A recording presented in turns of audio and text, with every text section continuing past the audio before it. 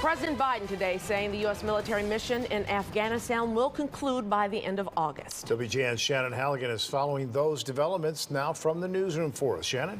Well, the president said speed is safety as the U.S. aims to end the nearly 20-year war. He reiterated his decision to end the war even as the Taliban make rapid advances in Afghanistan. President Biden sets August 31st for the U.S. exit from Afghanistan.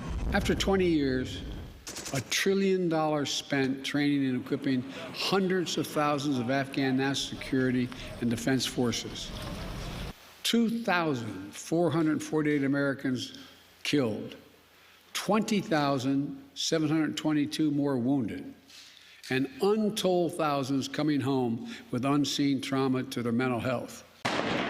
This comes, though, as Afghanistan sees an uptick in violence and turmoil as the U.S. withdrawal moves forward.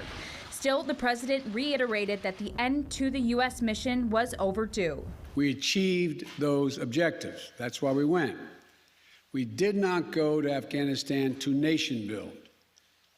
And it's the right and the responsibility of the Afghan people alone to decide their future and how they want to run their country.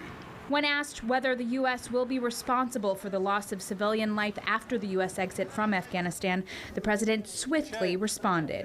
No, no, no. It's up to the people of Afghanistan to decide on what government they want, not us to impose the government on them. President Biden said it was highly unlikely that one government will control Afghanistan after the U.S. pullout, but he did urge the Afghan government to reach a deal with the Taliban. He also continued to pledge support for civilian and humanitarian assistance in the region. Live in the newsroom, Shannon Halligan, WGN News.